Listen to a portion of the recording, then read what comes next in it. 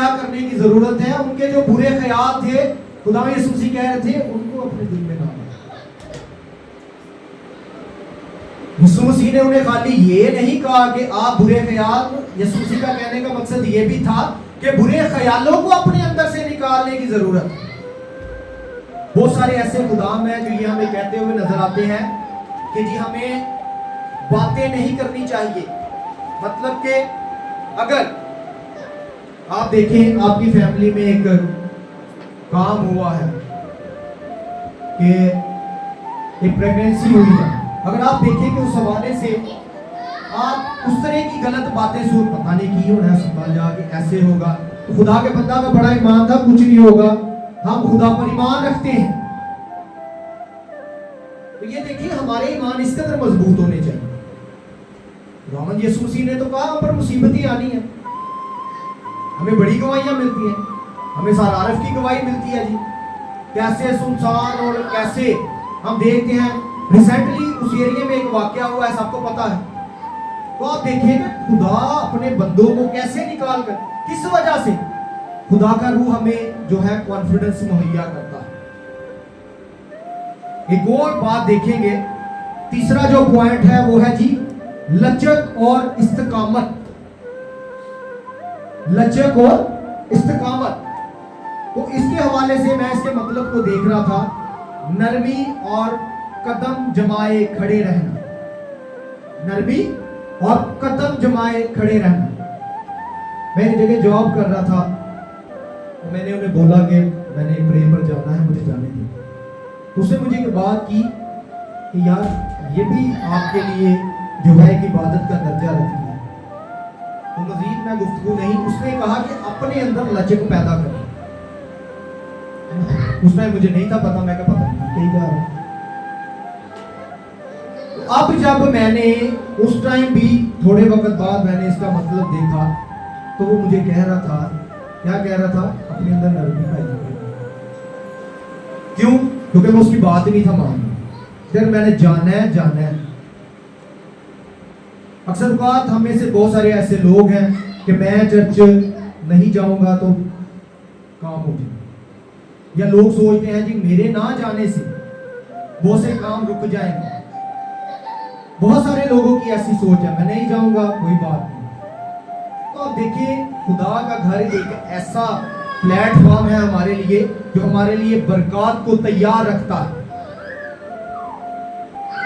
तो मैं आपको इस हवाले से बता रहा था कि लचक और इस्तिकामत।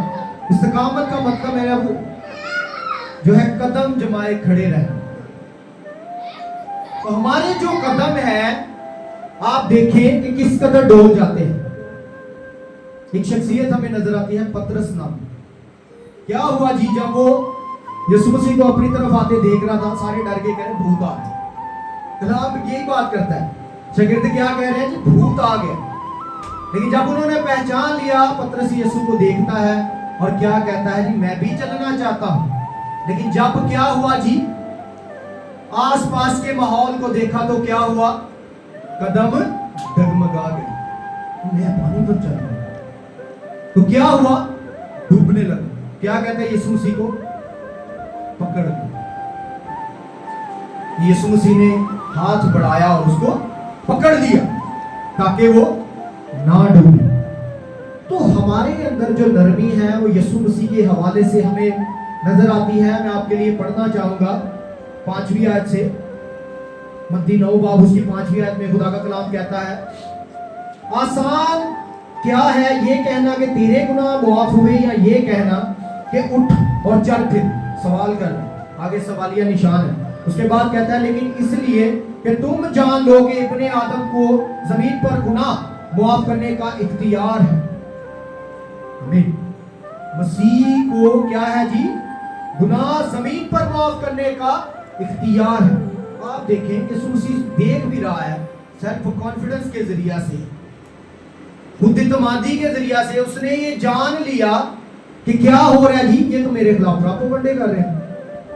आप देखिए, आपको पता चल जाए एक शख्सियत के बारे में कि ये इस तरह के काम या इस तरह के मामला मेरे बारे में सोच रहा है, मेरे बारे में प्लानिंग कर रहा है, कि मैं ये कर दूंगा वो कर दूंगा, तो हम उससे क्या करेंगे, किनारा करना शुरू कर देंगे। लेकिन यीशु मसीह क्या कर रहा है, उन्हें बता रहा है।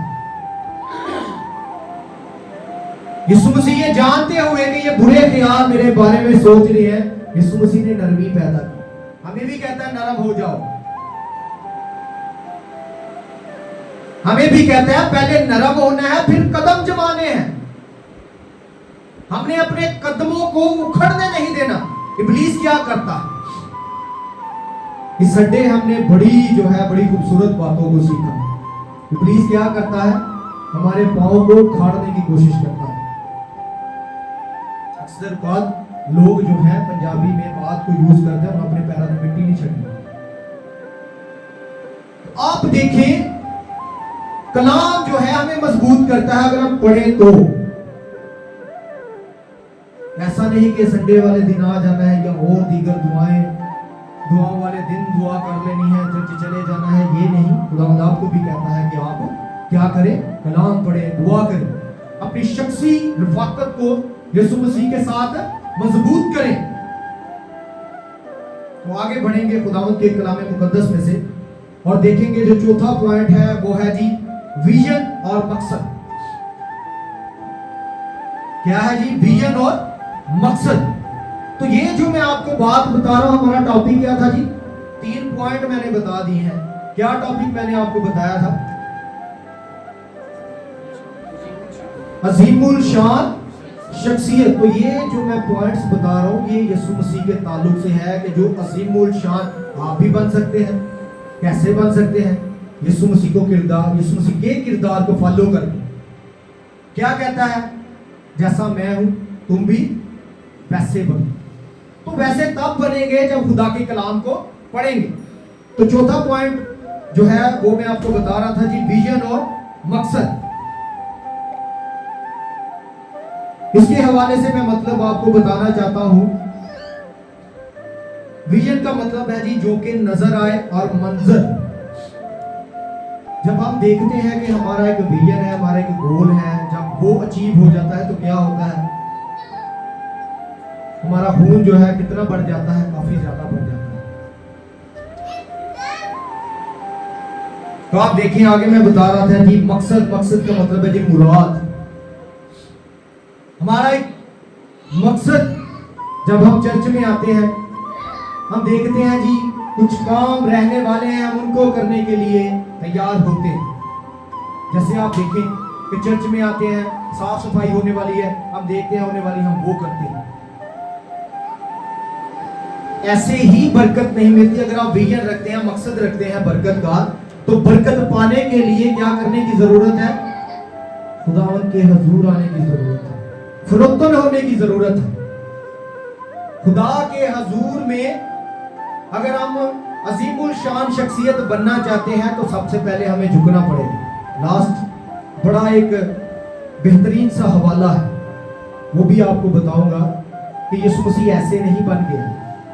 यीशु मसीह ऐसे ही अजीमुल शान शख्सियत नहीं बन गई, उसने अपने आप को पस्त कर दिया। तो आप देखें, हमें से बहुतेरों का विजन होगा, मकसद होगा कि मैं बड़ा अफसर बनना चाहता हूं, मेरे पास एक गाड़ी हो, मेरे पास इतना पैसा हो। अगर हम इन सब से बढ़कर कोई ऐसा विजन या मकसद अपना रखें तो वो हमारे लिए किस कदर कारआमद होगी। आप देखें कि सुलेमान कैसी शख्सियत गुजरी है, बड़ी आला ज़ौक़ शख्सियत है। उसने क्या मांगा, हिकमत। खुदा ने उसको पूछा होगा की चाहिए।